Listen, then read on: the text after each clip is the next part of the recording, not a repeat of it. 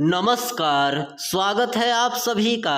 आज के इस वीडियो में हम सभी प्रतियोगी परीक्षाओं के लिए संपूर्ण हिंदी व्याकरण से टॉप 30 प्रश्नों का ताबड़तोड़ मॉक टेस्ट लेकर आए हैं। दोस्तों, यह सब प्रश्न आपकी आगामी परीक्षा के लिए अत्यंत महत्वपूर्ण है, इसलिए एक एक प्रश्नों को ध्यान से देखिएगा।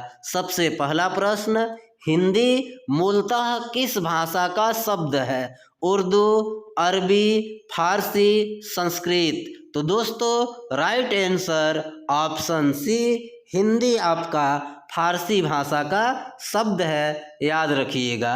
अगला प्रश्न, निम्न में से कौन सी भाषा देवनागरी लिपि में लिखी जाती है? दोस्तों, हमारी हिंदी की लिपि देवनागरी है। और कौन सी भाषा हिंदी के अलावा देवनागरी लिपि में लिखी जाती है? तेलुगु, कन्नड़, मराठी, उड़िया। तो दोस्तों, सही उत्तर ऑप्शन सी, मराठी भाषा देवनागरी लिपि में लिखी जाती है। अगला प्रश्न दोस्तों, निम्न में से कौन सा अक्षर पंचमा अक्षर है? त, ह, ड़, ढ। तो दोस्तों, सही उत्तर ऑप्शन सी, ड़ आपका पंचमा अक्षर है। प्रत्येक वर्ग का अंतिम अक्षर पांचवा अक्षर पंचमा अक्षर कहलाता है। जैसे क, ख, ग, घ अंग, तो अंग आपका पंचमा अक्षर हो गया। ट, ठ, ड, ढ, अण, तो अण आपका पंचमा अक्षर है। अगला प्रश्न दोस्तों, निम्न में से कौन सा शब्द परिमाणवाचक विशेषण है? फूल सुंदर है, मुझे 1 किलो आम चाहिए, बनारसी पान बहुत मशहूर है, कोई नहीं। तो दोस्तों, परिमाण का मतलब होता है नाप, तौल या मात्रा। तो किस वाक्य में परिमाणवाचक विशेषण है? ऑप्शन बी, मुझे 1 किलो आम चाहिए। इस वाक्य में 1 किलो शब्द आपका परिमाणवाचक विशेषण है, याद रखिएगा। अगला प्रश्न दोस्तों, निम्न में से संकर शब्द का उदाहरण है? कर्पूर, मुरलीधर, पूर्वाग्रह, बम वर्षा।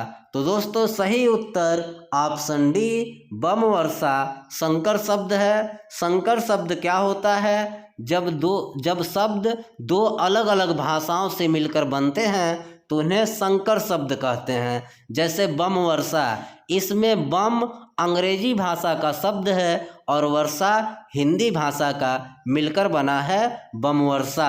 तो बम वर्षा आपका संकर शब्द है। अगला प्रश्न दोस्तों, नगरवास में कौन सा समास है?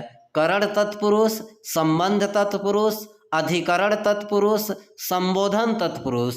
तो दोस्तों, नगरवास का समास विग्रह होगा नगर में वास, नगर में वास। और जब इसका समास बना रहे हैं तो में विभक्ति का लोप हो रहा है, और यह में विभक्ति अधिकरण विभक्ति कारक का चिन्ह है, इसलिए इसमें आपका राइट आंसर होता है ऑप्शन सी, नगरवास में अधिकरण तत्पुरुष समास है। अगला प्रश्न दोस्तों, छंद के आदि आचार्य कौन हैं? पिंगल, डॉक्टर ग्रियर्सन, चिंतामणि, व्यास। तो दोस्तों, सही उत्तर ऑप्शन ए, छंद के आदि आचार्य या प्रवर्तक आचार्य पिंगल जी हैं, इसीलिए छंद को पिंगल शास्त्र भी कहा जाता है। कौन सा शास्त्र? पिंगल शास्त्र, याद रखिएगा। अगला प्रश्न देखिए दोस्तों, इनमें से महाप्राण वर्ण कौन सा है? क, ज, ढ, द। तो दोस्तों, सही उत्तर ऑप्शन सी, ढ आपका महाप्राण वर्ण है। महाप्राण वर्ण जिन वर्णों के उच्चारण में मुख से ज़्यादा वायु बाहर निकलती है उसे महाप्राण वर्ण कहते हैं। तो ढ का उच्चारण करने पर मुख से अधिक वायु बाहर निकलती है, तो ढ आपका महाप्राण वर्ण हुआ। अगला प्रश्न दोस्तों, मधुकर वचन कही कही परितोषी पंक्ति में कौन सा अलंकार है? पुनरुक्ति, यमक, सलेश, विभावना। तो दोस्तों, सही उत्तर ऑप्शन ए, मधुकर वचन कही कही परितोषी इसमें पुनरुक्ति अलंकार है। पुनरुक्ति अलंकार का मतलब जब एक ही बात दो बार कहा जाए वहाँ पुनरुक्ति अलंकार होता है। जैसे देखिए मधुकर वचन कही कही, यहाँ पर कही कही शब्द दो बार आया है और दोनों का अर्थ एक ही है, इसलिए यहाँ पुनरुक्ति अलंकार है। अगर शब्द दो बार आए लेकिन अर्थ अलग अलग हो जाए तो वहाँ आपका यमक अलंकार होता है। अगला प्रश्न देखिए दोस्तों, रोला छंद के प्रत्येक चरण में कितनी मात्राएं होती है? 16, 28, 24, 26। तो सही उत्तर ऑप्शन सी रोला सममात्रिक छंद है और इसके प्रत्येक चरण में 24-24 मात्राएं होती हैं। अगला प्रश्न, स्वजाति का विलोम शब्द है अजाति, कुजाति, विजाति, दुजाति। तो दोस्तों सही उत्तर ऑप्शन सी स्वजाति का विलोम विजाति होता है, याद रखिएगा। नेक्स्ट प्रश्न, निम्न में से किस शब्द में उपसर्ग प्रयुक्त नहीं हुआ है? बेवजह, इसमें आपका बे उपसर्ग है। कुख्यात, इसमें को उपसर्ग है। लावारिस, इसमें ला उपसर्ग है। बहादुर, इसमें कोई उपसर्ग नहीं है। तो सही उत्तर ऑप्शन डी बहादुर में उपसर्ग नहीं है। अगला प्रश्न देखिए दोस्तों, अंतस्थ व्यंजन की निश्चित संख्या है 3, 4, 5, 7। तो सही उत्तर ऑप्शन बी अंतस्थ व्यंजन की निश्चित संख्या 4 है। कौन कौन से? य, र, ल और व, यह अंतस्थ व्यंजन है, इनकी संख्या 4 है। अगला प्रश्न दोस्तों, वाच्य के कितने भेद होते हैं? 2, 4, 3, 7। तो दोस्तों सही उत्तर ऑप्शन सी वाच्य के 3 भेद होते हैं, कर्मवाच्य, कृतवाच्य और भाववाच्य, याद रखिएगा। अगला प्रश्न दोस्तों, अलंकार का संधि विच्छेद होगा अलन धनकार, अलम धनकार, अलम धनकार। दोस्तों सही उत्तर ऑप्शन डी अलंकार का संधि विच्छेद अलम धनकार होगा। म में हलंत भी लगा रहेगा, ध्यान रखिएगा। अगला प्रश्न दोस्तों, जुगुप्सा किस रस का स्थायी भाव है? विभत्स रस, शांत रस, रौद्र रस, करुण रस। सही उत्तर ऑप्शन ए जुगुप्सा विभत्स रस का स्थायी भाव है, याद रखें। अगला प्रश्न देखिए, निम्न में से निजवाचक सर्वनाम है वे, यह, कौन, मैं। निजवाचक सर्वनाम, जब वक्ता सर्वनाम शब्दों का प्रयोग अपने लिए करता है तो वह निजवाचक सर्वनाम होता है। तो सही उत्तर ऑप्शन डी मैं आपका निजवाचक सर्वनाम है, याद रखिएगा। अगला प्रश्न देखिए, जिन शब्दों पर लिंग, वचन और काल का कोई प्रभाव नहीं पड़ता उन्हें कहते हैं, यानी जो शब्द लिंग, वचन और काल से प्रभावित होकर अपने रूप में परिवर्तन नहीं करते उन्हें क्या कहते हैं? काल, संधि, अव्यय, पुरुष। तो दोस्तों सही उत्तर ऑप्शन सी अव्यय, याद रखिएगा। अगला प्रश्न देखिए, क्रिया के मुख्यतः कितने भेद होते हैं? 2, 3, 4, 5। तो दोस्तों सही उत्तर ऑप्शन ए क्रिया के मुख्यतः 2 भेद होते हैं, सकर्मक क्रिया और अकर्मक क्रिया, याद रखिएगा। अगला प्रश्न देखिए, निम्न में से शुद्ध वर्तनी का चयन करें। जानहवी, जानवही, जाह्नवी, जनहवी। तो दोस्तों सही उत्तर ऑप्शन सी जाह्नवी का वर्तनी सही है। जाह्नवी का मतलब गंगा होता है दोस्तों, इस तरह से जाह्नवी लिखा जाता है, ध्यान रखिएगा। अगला प्रश्न देखिए, त्रुटि सूचक चिन्ह कौन सा है?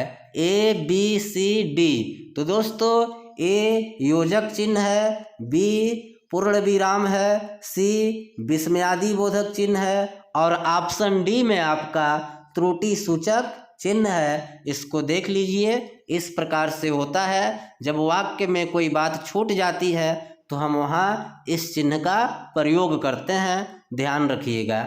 अगला प्रश्न देखिए दोस्तों, निम्न में से विवृत स्वर कौन सा है? आ, अ, ई, ए। तो दोस्तों सही उत्तर ऑप्शन ए आ आपका विवृत स्वर है। विवृत स्वर का मतलब जिन स्वरों के उच्चारण में मुख सबसे अधिक खुलता है उन्हें विवृत स्वर कहते हैं।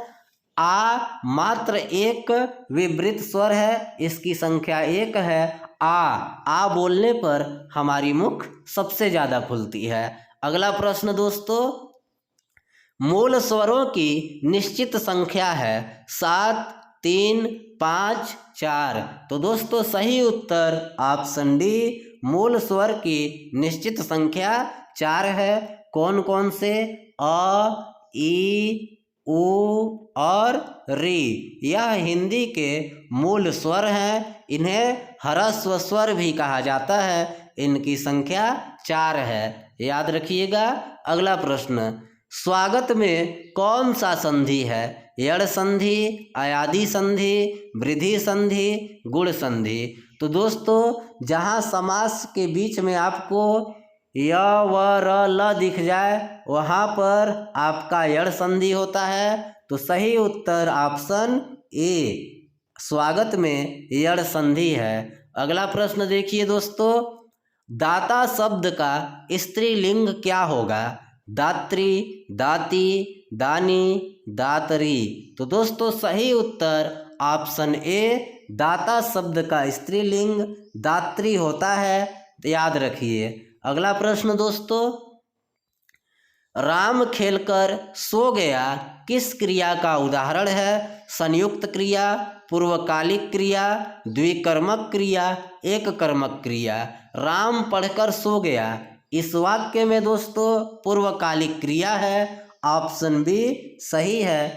यानी जब कार्य पूर्व में ही हो चुका हो तो वह पूर्वकालिक क्रिया होता है। जैसे राम खेलकर सो गया, यह पूर्वकालिक क्रिया है। अगला प्रश्न दोस्तों, नरसिंह में कौन सा समास है?